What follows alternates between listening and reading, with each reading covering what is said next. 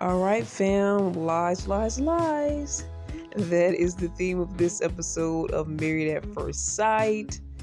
Let's get started. Of course, Married at First Sight is a reality show where literally people get married at first sight. Experts pair them together and they try to see if they have the chemistry or the bond to stay married. And by the end of the process, which lasts only so many weeks, they decide whether they're going to stay married to this person or get a divorce. All right, let's get to Carla and Juan. They have what's called a love reading, and hopefully that will help them with their romance issue because they're just not having the romance. But they seem to be a good team together, but the romantic part is not really kicking. It's not really happening. So this lady that they meet up with, Carla is familiar with her. She does tarot. She says something about intuitive readings or something like that. We already can tell Juan is not really feeling this. So one of the things she says is they're soulmates. I'm like, okay, I think they're both questioning that, especially Juan. And she starts to ask them questions. And I'm like, well, excuse me, ma'am, if you know everything, if you are able to see into the future with your love readings, then why do you have to ask questions? So I guess she says she's intuitive, so she has to get to the questions. But I'm just saying, if you have these superpowers, why not use them? Why are you asking them questions? You're trying to kind of lead the situation and see if you can play off of whatever they say. I mean, that's what some of these people do, honestly. Vulnerability. They talk about vulnerability, and Juan says that's something that's hard for him. She says that their relationship is grounded and real, which is like it's not like over romanticized. And he's like, okay, you have a point there. Why aren't they physical? What is this hesitancy? And what is their hesitancy when it comes to that? And Carl's like, she's just feeling all the feels. But Juan has an analytical mind. And the lady's just like, hey, Juan, your mind is ruining the love energy here that could be happening. Everything doesn't have to make sense. You don't have to make it make sense. If it's there, it's there. That's what I say. If it's not, it's not. Some things you can't make sense of. Maybe she's trying to say he's overthinking it. But Juan was not really into the reading. And we'll get more with his thoughts as he talks to his friend. So we're going to be going back and forth between couples. All right, with MM and Akechi, they meet up with Dr. Pia. And right now, I just see MM come in, so I don't even know if he's showing up. So he shows up a little bit after, but she first starts to tell her there's been no communication. She doesn't see commitment there. She doesn't know. Basically, there's been nothing, right? So then here comes Ike, and then he says hi to her, but doesn't say hi to M. And Dr. Pia puts him on front. I was like, well, you're not gonna greet your wife? And she's like, well, he keeps coming up with excuses like, well, I was about to, and all this. He's just being so fake right now. Like, you stopped me before I could, and no, you're just acting up. You're just acting funny like you've been with her. Awkward, yeah. Dr. Pia definitely points that out, and it definitely was awkward. He said, the reason he hasn't been communicating was because he needed his alone in his me time, solitude, and safety. And they haven't been communicating. He finds it hard for him to communicate with her. And I'm sorry, I'm stumbling on my words and my communication right now, but Dr. P is like, well, why didn't you tell her you needed this me time? And he said, well, I didn't communicate that with her because anytime I communicate with her, it always turns out to be a miscommunication, and he's not there for it. To me, M looked more chill, like she was I felt like at that moment she was accepting the fact that he was playing games and he wasn't ever going to be her husband officially. And I thought she was done. She looked kind of upset, but I felt like she was done. With her facial features, her vibe just looked like she was just chilling in the moment and not being, upset or aggravated. Like, she was just accepting, right? Then they get to this argument about being passive aggressive. He says she's passive aggressive. He's like, well, you're passive aggressive. I can't remember the exact words they were using, but he's saying she's passive aggressive, and then she blows up, and she's like, I blow up. No, he blows up. And then Dr. P is like, this situation is just toxic. And, you guys have to figure out, do you still want to be in this or what? And he says he doesn't feel it's a marriage. And P explains what a marriage really is. It's communication and all these things they haven't been putting the work in for, I'll say mainly because of him. And she's like, well, can you do it? And he basically said he was done. So MM is upset at the time. She rushes to the restroom. To me, when she walked out, I was like, did she walk out of the door? Because I would have walked out of the door. Like, I was so done with this person. She returns and she was telling him, she was like, well, she tells them both she was collecting her thoughts. She never intended to hurt him. And she wants to continue the process, but that's only if he wants to. And he makes some sort of statement about some things. He's trying to put something aside. He's trying to, one outweighs the other or something, his feelings versus what's going on. Or so then Dr. Pia says, yeah, just kind of put your pride aside, and I'm just going to leave you two at this point. So I guess they're supposed to figure out if they want to continue to work it out or whatnot. So Dr. P is off. They're both outside, and I don't remember exactly what they said to each other before this, but he's just like, hey, want to go play video games? And she's like, okay. And so they go across the street to this place to play video games. She puts her arm in his, and they seem pretty friendly, probably friendlier than I've ever seen. But that was not his intentions, we find later. But she says she's still married and she's going to put her all into this until the very end. And that's what a stand-up person would do. I don't think that's what Ike wants to do. So let me stop here with Camille and Thomas. We get a quick take into them. They're making beds and they're making plans. We saw them a little bit earlier. They're making the bed together. They just seem like a nice couple. And then at the house, they're making plans. I think they're cleaning and talking. And they're trying to see, are we going to stay, what apartment we're going to stay in. They both have small apartments.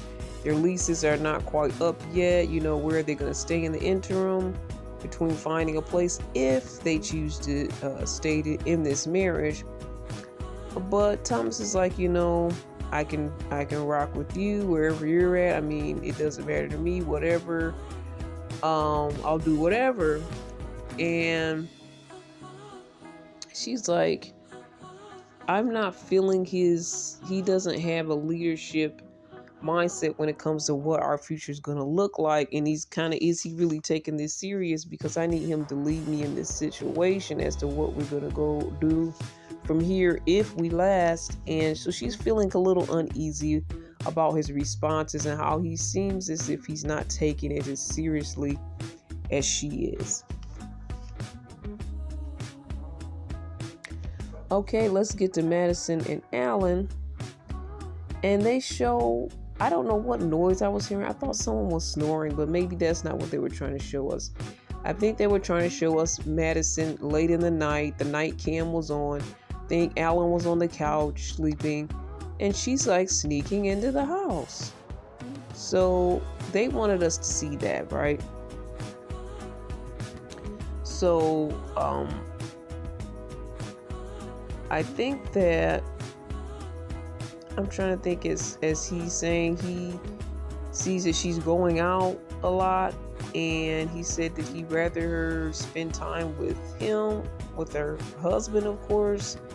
And why is she really choosing to go out so much? I understand you need to go out or whatnot, but why is it going out versus me, right? They meet with Dr. Pia, and they kind of talk about their miscommunications and things that they aren't happy with, especially what recently happened with Allan. And she says they have the miscommunications and they're talking in circles. And sometimes she just needs to go out, vent, hang out with her friends, and then come home, right? She can't stay in the scenario and situation. And then he mentions, well, she does go out with her friends, stays out to about 2 a.m., maybe 2 to 3 times a week. And then she's like, I don't think it's that much. Then they put on the receipts and they show us video from the last 3 days. This is what she did.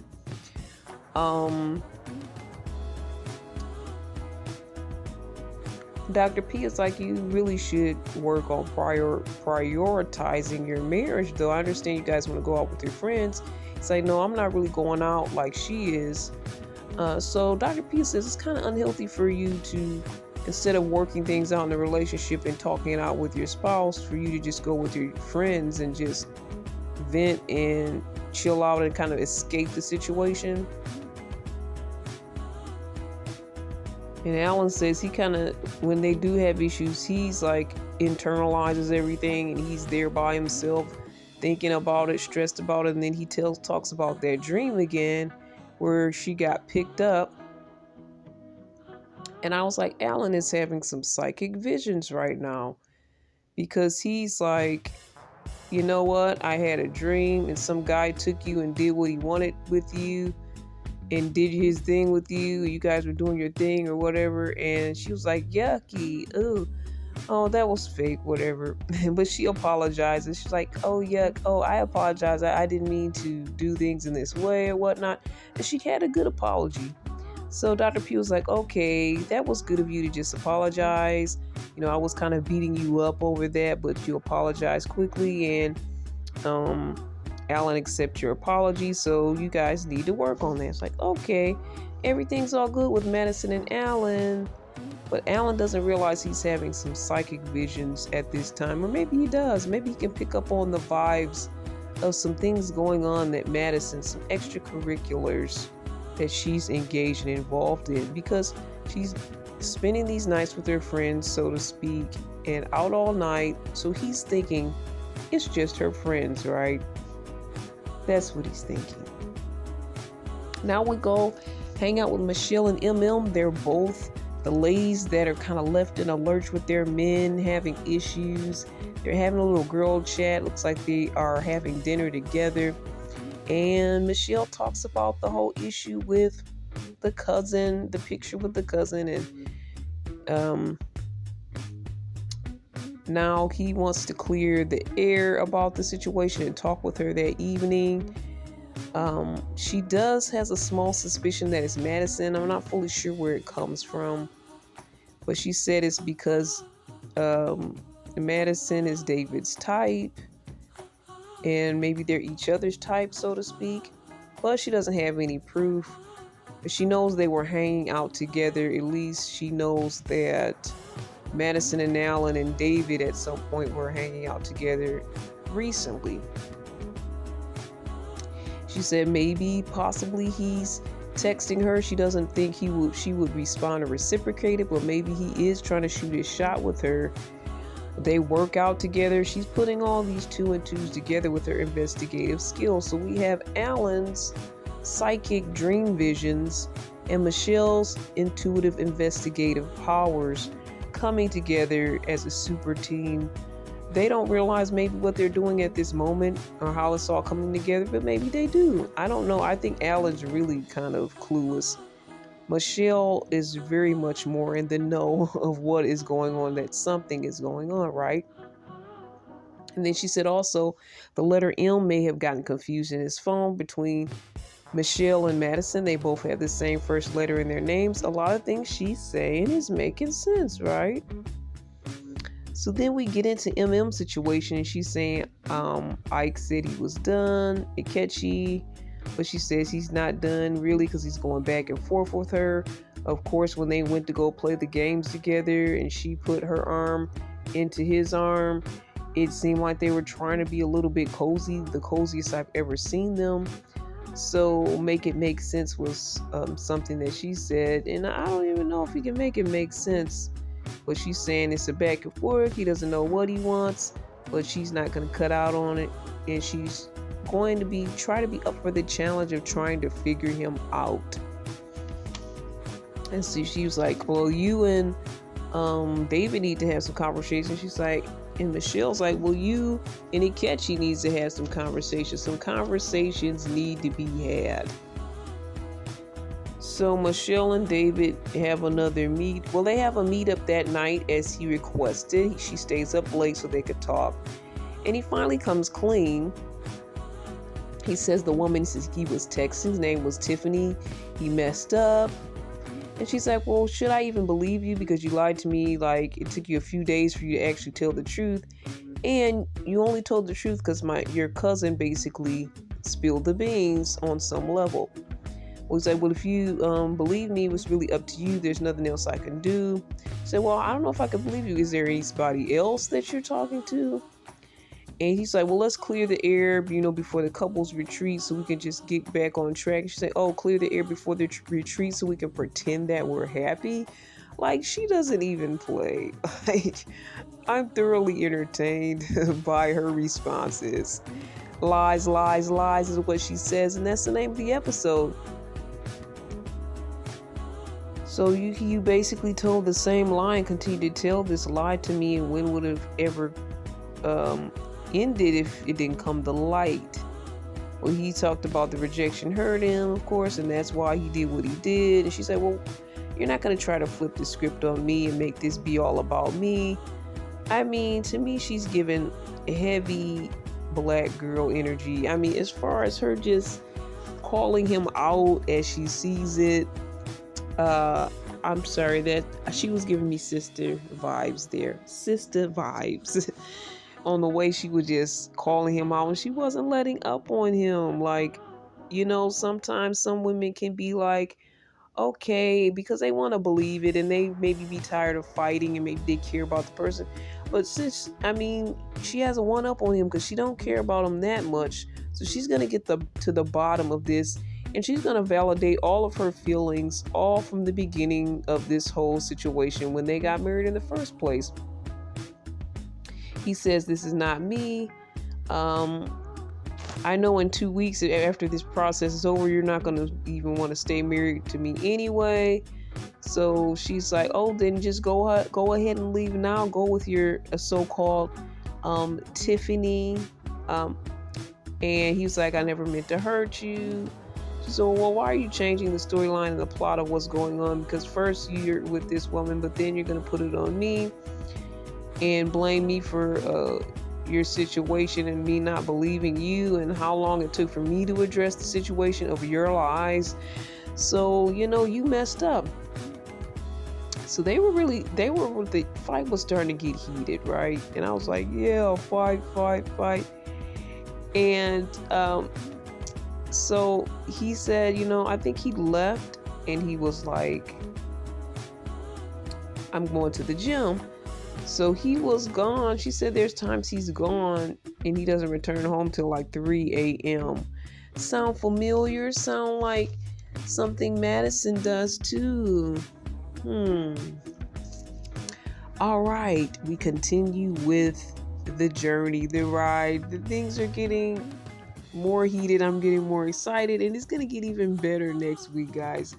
But Pastor Cal and Camille and Thomas talk, and of course he does his little wife flirt again. He always flirts with the wife. You look wonderful. It's like, oh, you look okay, Thomas. So it's like a little running joke, I guess. So they meet up. Things seem to be good.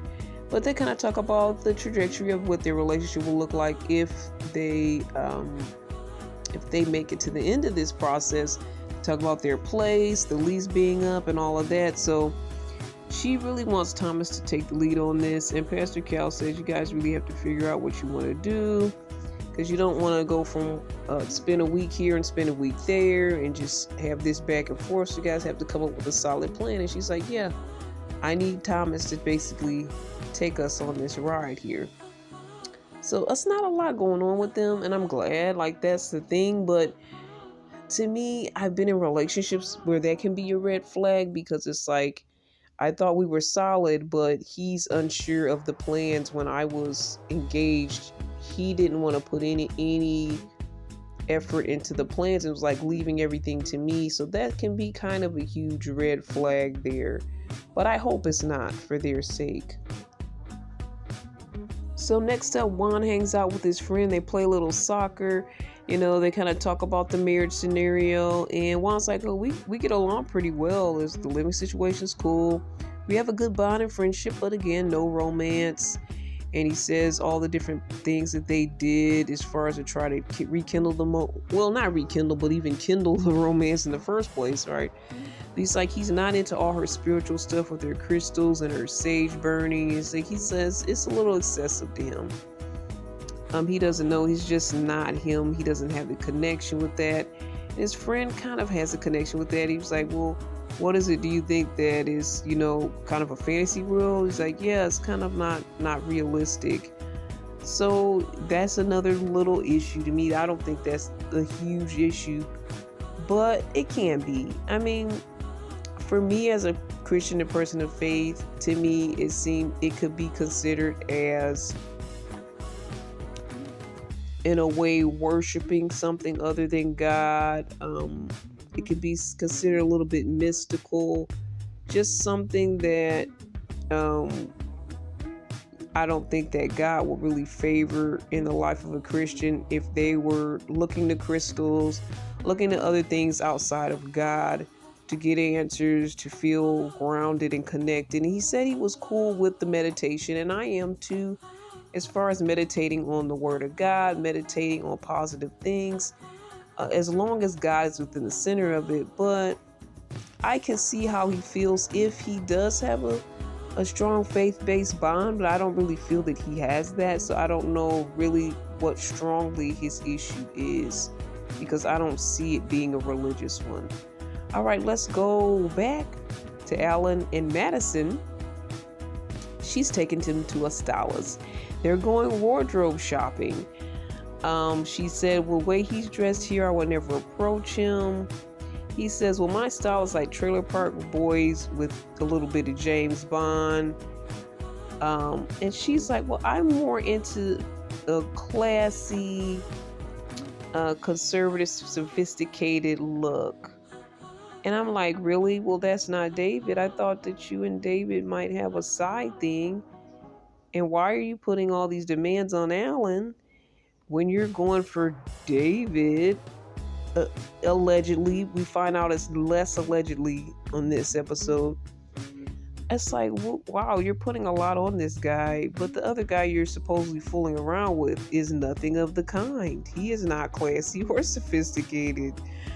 But Allan looked good in all his looks. I could see that his body's tightened. I said that last time. He does want to wear a gold chain with all of his outfits, and the stylist gentleman there was like, no gold chains. He wants to put the shades on. I was like, yeah, let him put the shades on. They're like, no shades. I'm like, why not? The shades would actually be cool. I wanted to see the shades with those outfits. I really did like the outfits. And to me, honestly, she is fixing Allan up for the next woman, because she's really doesn't seem like she's into it like that. She looks like she has some side things going on. So she's, upgrading Allan for his next partner. So she's doing another woman a really good solid. So they're back at the house. Oh, let me go back, because she does say he looks hot, and he's vibing that. He's really happy. She's given him a few compliments during this wardrobe change. They look at a few outfits, and he's like, yeah, bring it on. Let's get some more outfits out here so she can keep telling me I look hot.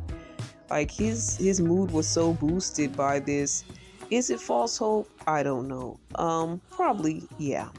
So they're back at the house, but I think they're on their way to go to the retreat. But before they go, he gets something in the mail called, it's something to fix your smile.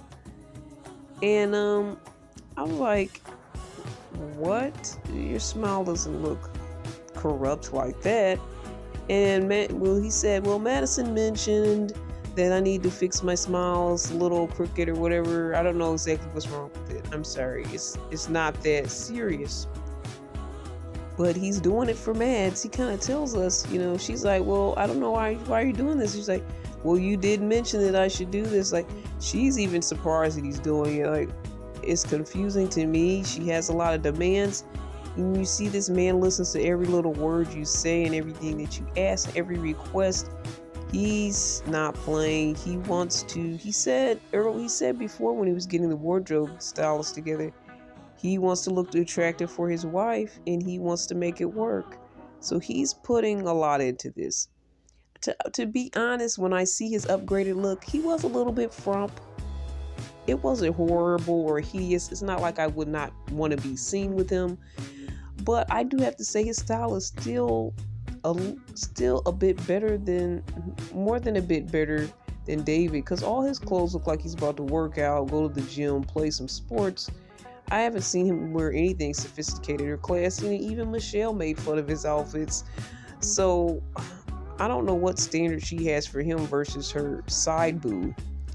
Again, like I said, Allan, your teeth don't look that bad. I don't think they look that bad at all. You should see my teeth, but I'm not gonna show you. I did have some pulled. They're not really crooked, but I have some missing blank spaces here and there. But they're kind of hideable. Even in that case in point, you, my friend, your teeth are way better than mine. All right. A little bit TMI from my camp. Thomas and Camille, they are now at this restaurant. It looks like a fondue place. I think she wanted to try. And they're like, well, how are we going to split our finances? And he kind of said, I'm a 50-50 guy. He's like, we're both working. We can 50-50 it. And she's like, well, he's iffy on certain plans. And she doesn't feel secure and confident in the way he's talking about what their future is going to be. So I didn't know he was a 50-50 guy. And I guess starting out, especially again, if we're both working, he has a point. We can be 50-50. But let's say she gets pregnant and she's a mom to be and she doesn't want to go straight back to work. Are they still going to be 50-50? These are things they need to consider as well. And then they talk about, if you aren't in love on decision day, is that important for you in making your decision? And she's like, well, I don't know. It could be just, I might say it was look at you and say it was nice. And he was kind of looking kind of upset, like, she better not say that to me. He was looking a little upset, a little bit sad. I don't think she'll say that, but I understand what the questioning is, because even though they're getting along very well, the romance is there, but is this the love of your life is the question. Or do you feel like there's a better love out there for you? And that's really the question for them, because they're actually doing quite well. We can see they have most of the boxes checked. Just really the leadership level on Thomas and what their future is going to look like. That's really what she is not very happy about. So everybody's packing and on their way to the retreat at this point. Juancho with the poncho. He comes out with his poncho and he has a new beard cut. I thought it was quite festive. It was like a little bit different from what I'm used to seeing him look like, but I was into it. It took me a second to get used to it. It was cool though. I think he was channeling, his culture, and I see no problem with that. David says he's gonna sneak to the retreat, so he's in the car talking about, I'm on my way to the retreat. I don't know if she's gonna be there, but I'm gonna be there and see what's gonna happen. To me, I'm like, he probably just want to be there so he can hook up with Mads in this awesome mansion place that they have set up for him. So like, hey, I can hook up with Mads there secretly. So him and Michelle end up going together. They're like besties now, because nobody knows what their relationship and marriage is going to come to at this point. I think Michelle hasn't talked to David since he walked out that day. And actually, I do want to go back, because when he walked out that day after their argument, the producers start talking to him saying, I'm confused as to what the story is. So I'm not even sure what's going on with that part, but I'm sure that we will learn. Maybe the producers know everything because they're probably following him around and they know everything that he's been doing. They know everything Madison's been doing. So the producers kind of confront him like, hey, you really didn't tell the truth, I guess. But Michelle comes out, and I don't think she fully catches wind of that. She just hears a little conversation going on as she's leaving as well. She's got a bag of stuff. I'm thinking she must be moving out or something. I don't know. She's just trying to get away from her cheating husband situation. Nobody wants to be at that place. I don't know. But back to this, guys. Back to the retreat. On their way. She's talking about David's story's not believable as she's riding with He lied to her for days, so she still has issue with it. So Allan and Madison are the first to get to the retreat site. They got first dibs. Of course, it's an amazing setup that they have there. It looks like a mansion, so they explore the land, all the rooms and everything. It's beautiful. It's one of the bathtubs and stuff is in there, and it looks amazing. He's like, well, if we were further along, we could use this tub. And she was like, well, we can use it to have a bath with our bathing suits on. It's like, I didn't bring mine. Of course you didn't bring yours. Isn't that convenient?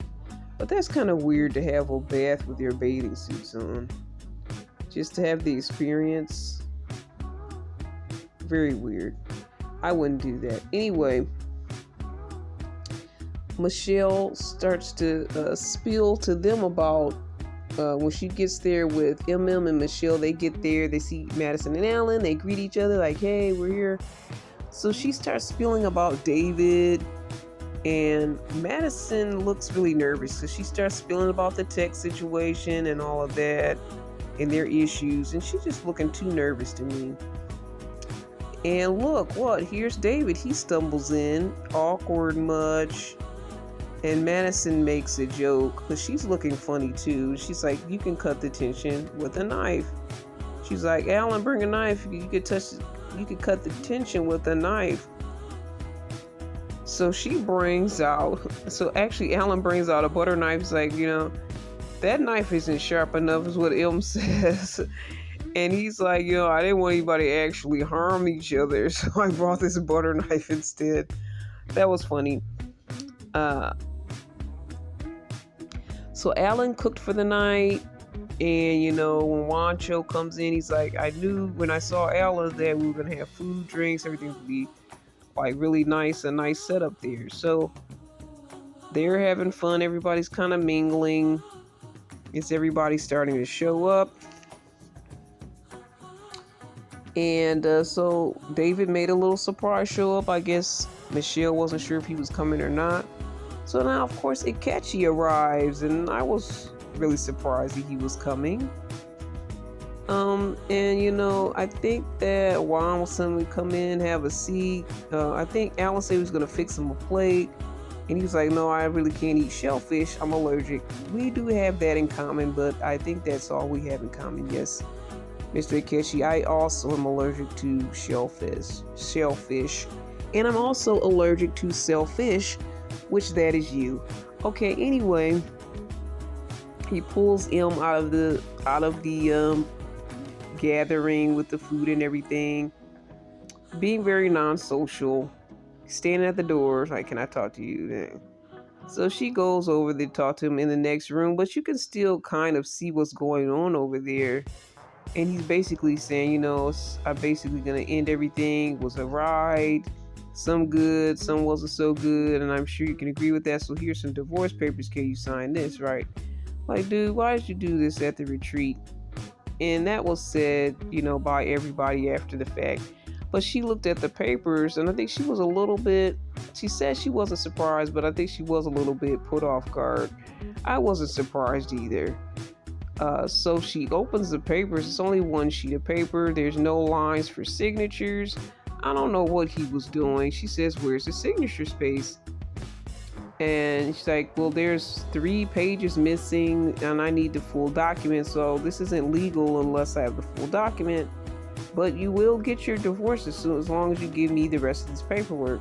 So he's like, sure, that's fine. Well, you could just sign it. And she's like, no, I'm not gonna sign it because this isn't a full document anyway. So he's like, well, okay, you get the point basically of what I'm doing here. And he just like walks out, right?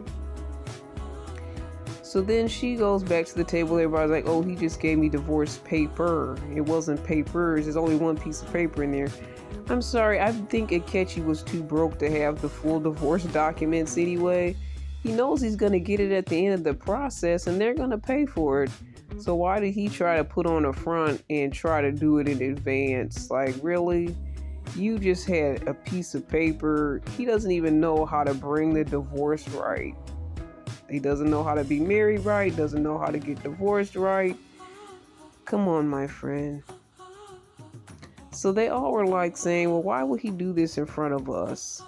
Like, she was like, basically to hurt me, you know, he does all these things in front of everybody else to make me feel bad and to hurt me, and I'm not surprised. And basically everyone's boosting her, showing her love. And Thomas was like, you know, one thing about him is he would always talk to other people and give people advice, but he could never admit his flaws. And then Juan says if he's a school teacher, I can't imagine, you know, the way the kids will look at him if this is the type of way that he deals with things and how they'll look with him after the aftermath of this situation and how he handled himself. And maybe I also think, does he handle himself well with those kids? You know, they said he was a teacher, but I thought he was a social worker, so I don't know why we're getting that mixed up. Maybe that will get cleared up at some point.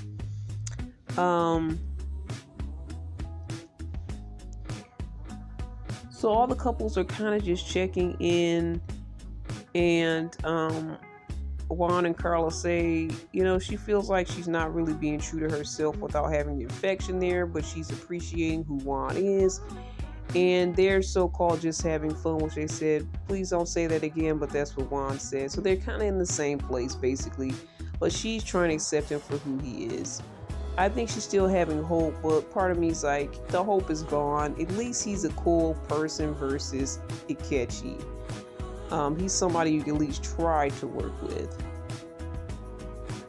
So then, the whole blow up thing comes out with about David and Michelle, and he kind of pleads his case of what he did, and he apologizes to everybody at the table that he lied and he messed up. He texted somebody else, he texted another woman, and then, you know, she's like, I think somebody said, well, we haven't even kissed since the wedding day. And then Michelle's like, well, Allan, Madison, you guys haven't either, right? And she was like, no. And then so she said, and Michelle's like, Allan, have you started talking to other women then? He was like, well, no, we haven't. And you know, the difference between us. And he started trying to explain, and David just shuts him down, like, no, I don't even want to get into this. I can't remember exactly the wording he said, but he was shutting down the conversation. And Madison started cussing.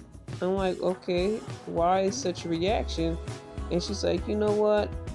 She gets up, and then I don't know if everybody else could hear, but we heard on the microphone, basically, I'm packing my bleep and getting out of here or whatever. Like, why such an extreme reaction to that question? It was kind of weird. She just walks out at that moment. And I saw parts of the after party. I'm not going to get deep into the after party, but I think it's only about 30 minutes. I think it used to be an hour at some point. But one thing that happened, Carla kind of informed us that, you know, basically we all kind of know about Madison and Allan at this point. Even Keisha Knight Pulliam from the after party knows. We all know, right?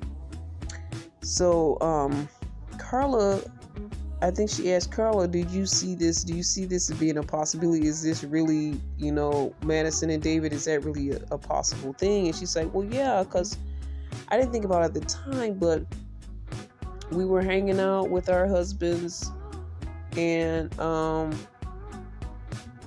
Madison's like, well, let's ditch the guys and let's go dancing. So they were dancing for a while. They were there for about an hour, and then David shows up out of nowhere. And for some reason, the two of them just disappear. It's I think she said 4 or 5 songs go by, and she does not see them anywhere. Then she sees them walk out of the crowd together, and she's like, "Where were you guys?" And she doesn't really put 2 and 2 together, but at this point, she's putting it together, and I think we're all putting it together. So we'll talk again next time, guys. Thoughts, comments, questions, email me at cbiztv@yahoo.com. All the best. God bless. Talk to you later.